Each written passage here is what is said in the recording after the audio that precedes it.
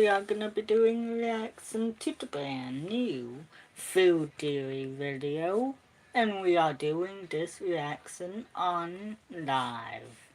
So, before we get into the reaction, this is food theory. Who's still keeping Arby's in business? Let's see and find out what this will be about. Make sure to like, comment, subscribe, tell us what you want us to act next. Who's still keeping Arby's in business? Let's find out. Like, comment, subscribe. Tell us what you want us to act next. Also, hit that bell icon so you can get notified whenever we upload, post, and go live one day then bold. Also, without further ado, let's see and find out what this will be about. 3, 2, 1, let go. Arby's has the meats, but nobody's Yeah, they do. eating them. What if I told you, though, that it's one of the best-selling fast food chains in the country? Billions of dollars Yeah. Okay, let go. in revenue in the last year alone. But this highly successful chain is making a fatal mistake, and they won't have the meats for much longer. Hello, Internet! Welcome to Food Theory, the show that has the meats. And if you have no idea what that means, you've probably never heard of Arby's. And hey, no shade. Out of all the fast food places out there, I feel like Arby's is the one I never hear anything about. Nothing good, that is. I'm so hungry I could eat at Arby's. It's the fast food chain I haven't seen Arby's commercial in that much. I think it's been a few years, no cap.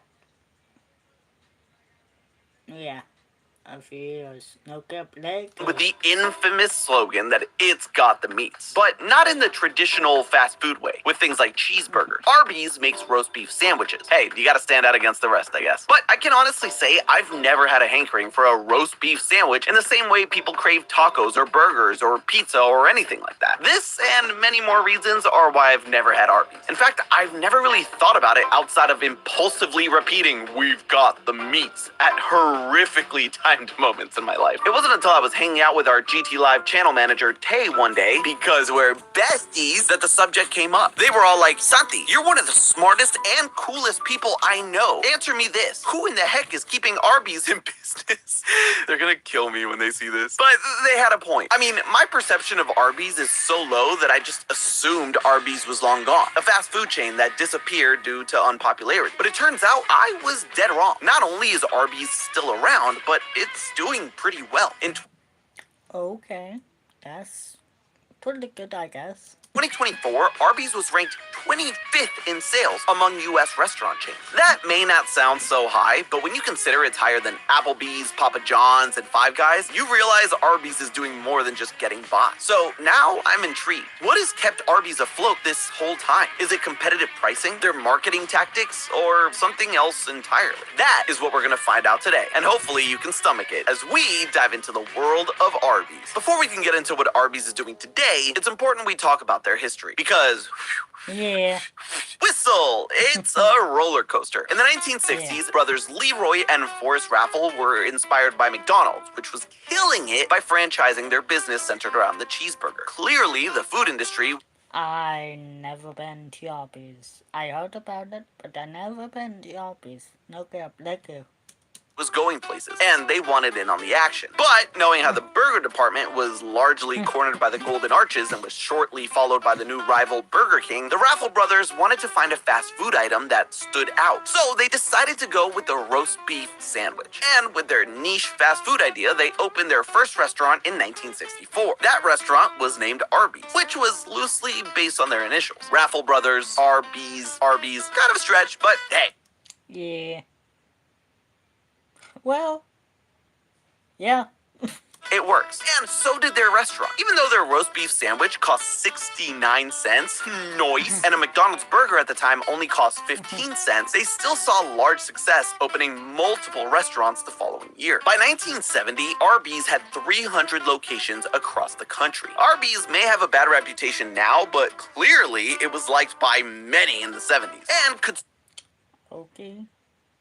I guess that's true. start taking on the giants of the industry. But here's the thing, expanding that fast requires money. And while the Raffle brothers initially just borrowed money from banks, they needed more in order to grow, and so decided to make the company public, which basically means the company sells tiny pieces of itself, or stocks, to anyone. The big pro is you get a lot of money from selling those stocks. But the con is the company's now got to answer to a lot more invested people. It didn't matter to them because the brothers really just needed to increase their cash flow and keep expanding. But something happened they didn't expect. The day they went public, the stock market crashed. Meaning, instead of making a huge pile of cash from people wanting to buy shares of the company, they made nothing. And now, Okay. suddenly, the Raffle brothers had debts to pay and no money to do it. This left Arby's in a difficult situation. They had to file for bankruptcy at the end of 1970, which sounds like it should have been the end for Arby's and the Raffle brothers. But somehow, like the phoenix rising from the ashes, 5 months after bankruptcy, the brothers regained control of the company. Now that they had their company back, they needed to figure out how to fix Arby's, how to make it profitable once more. And with around 500 locations by 1975, they really needed more cash to stay afloat. So, in 1976, they sold the company to RC Cola. Suddenly, boom! They boomed. Damn it, I did it too soon. Anyway, after this, Arby's Well, yeah, you did it too soon. But it's okay, though. It was still good. had 800 locations total, and it was in 1979 that the Raffle brothers decided to retire, quit while they were ahead, and while they were rich. But the bumpy ride wasn't over for the roast beef joint. Unsurprisingly, when the Raffle brothers quit, Arby's began changing, and not for the better. They began to widen their menu, caving to the generic fast food offering. See, the reason Arby's had success up until that point was their niche fast food offering. No one else was doing roast beef sandwiches, and without the Raffle brothers there, that vision seemed to be lost. But fortunately, not for long. In 1984, there was a takeover of Arby's parent company, Royal Crown, and the leadership of Arby's changed with it. The first thing they did was have Arby's return to the menu that made it so unique in the first place, the roast beef sandwich. This set I mean, yeah, and pretty much it's known for their roast beef sandwiches. No Arby's kidding. back on the path to success. And by the 90s, Arby's was the 12th best fast food place in the industry. Now, decades later, Arby's is still going strong, making over $4 billion in sales last year. But how? How is a company that has had Alexa, what is the best fast food restaurant in the world?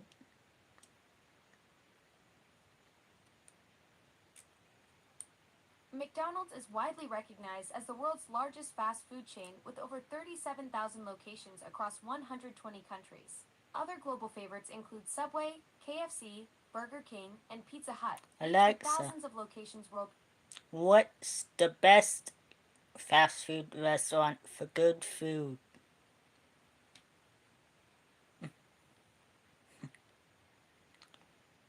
When it comes to fast food quality, several chains rank highly for their food. Wendy's is often praised for its fresh, never frozen beef and square burgers, while Culver's is known for its butter burgers and cheese curds. Chick-fil-A consistently ranks high for its chicken sandwiches and customer service. So yeah, I did not hear anything about Arby's, so okay. I see you're interested in hobbies. Would you like to talk about your hobbies, or would you prefer suggestions for new hobbies to try? Cancel. Okay. some serious ups and downs managing to keep going, especially when its primary consumer base, the boomers, is no longer the largest demographic. It all comes down to their success this side of the millennium. Let's backtrack a bit though, because sadly, Arby's second rise from the ashes didn't last very long. By 2011, Arby's was not doing great and was sold yet again to the Roark Capital Group, who owns things like Subway and Dave's Hot Chicken. Like the first time, the changeover wasn't beneficial. By this point, Arby's was not only going down in sales, but it had garnered a bad reputation in the media, with shows like The Simpsons and Family Guy dunking on it, as well as Jon Stewart roasting them on The Daily Show. Arby's, no gimmicks, just diarrhea. Arby's needed Okay. I mean, Arby's probably will give you diarrhea. Most of Arby's. to do something to win back the public, and more importantly, win the new, younger audience that became the leading group for sales. With Premium Light, people can watch me doing this ad-free. But what are you doing? I have no idea.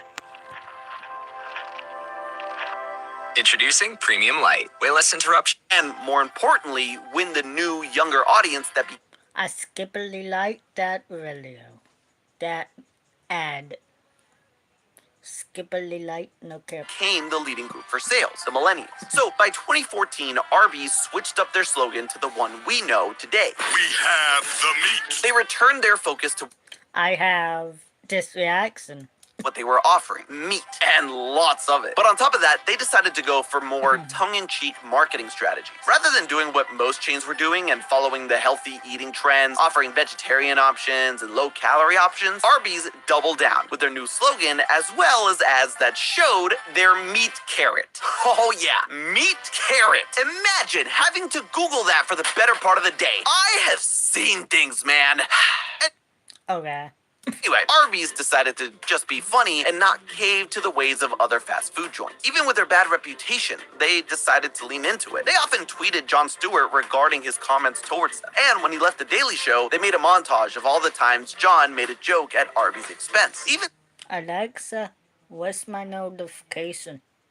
offering him a job. It was really funny. This entire strategy did exactly what Arby's wanted, and that was to grab the interest of millennials, to the point where by 2015, 54% of their consumer base were people aged 18 to 34, and reached sales of $3.5 billion, which was the best they had in 20 years. And year by year, they continued to see growth, winning the favor of millennials with their humor-filled ads and their refusal to change their offerings to meet everyone's needs are what Rainer? No.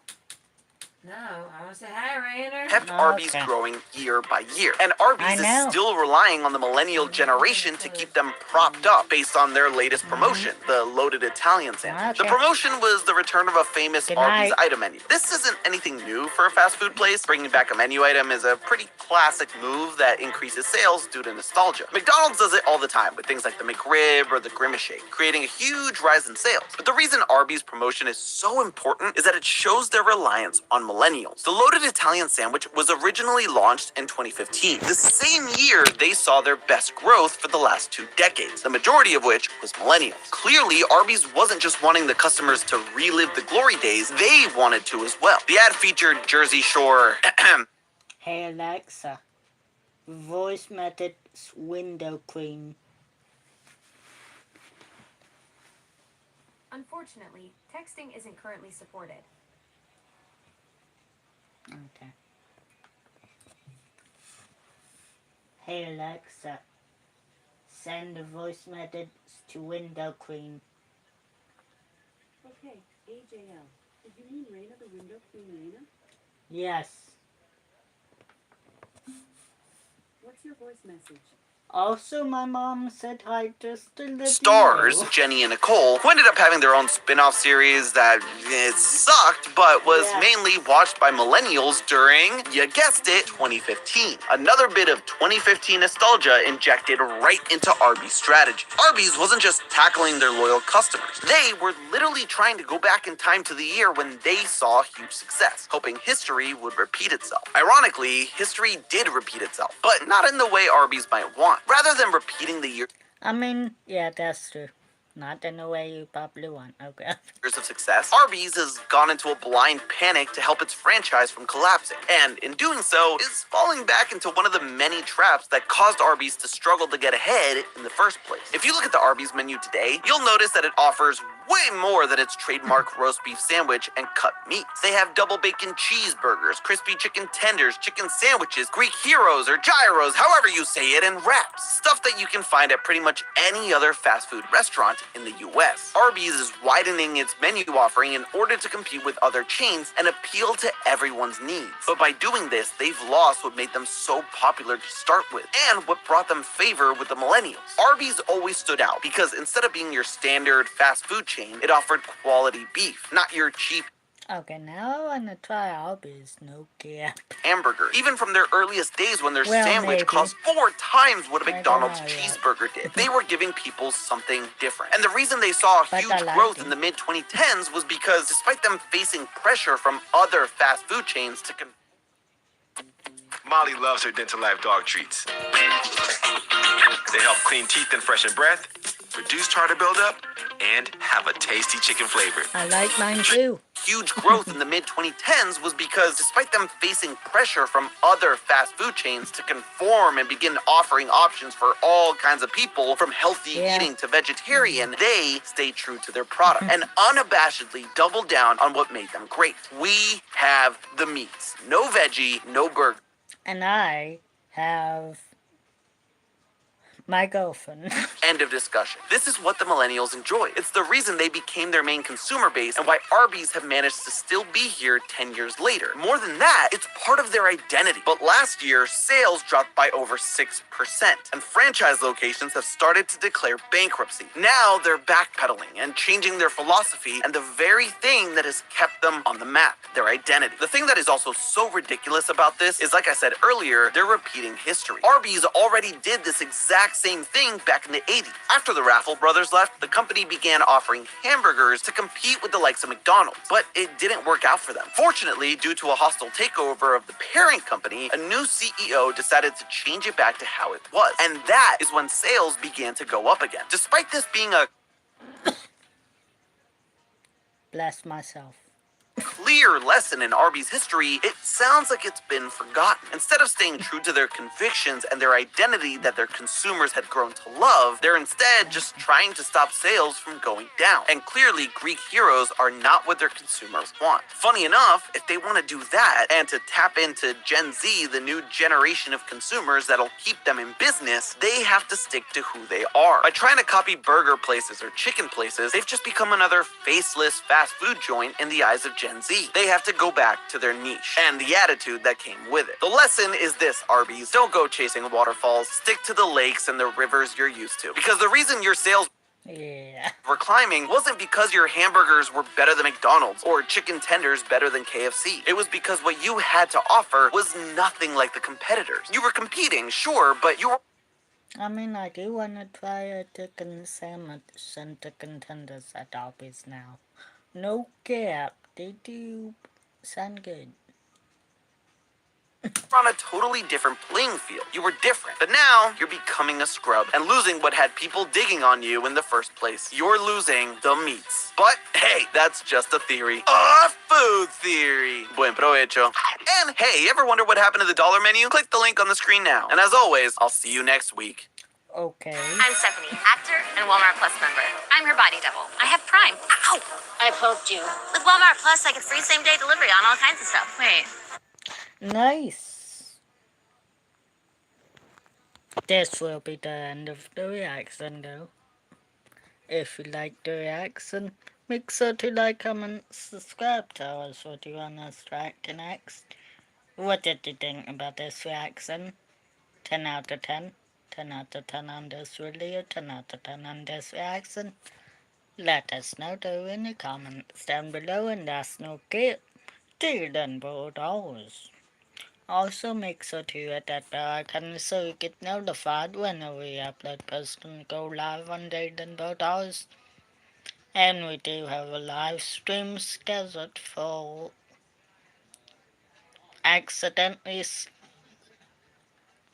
apparently scheduled it for Thursday, October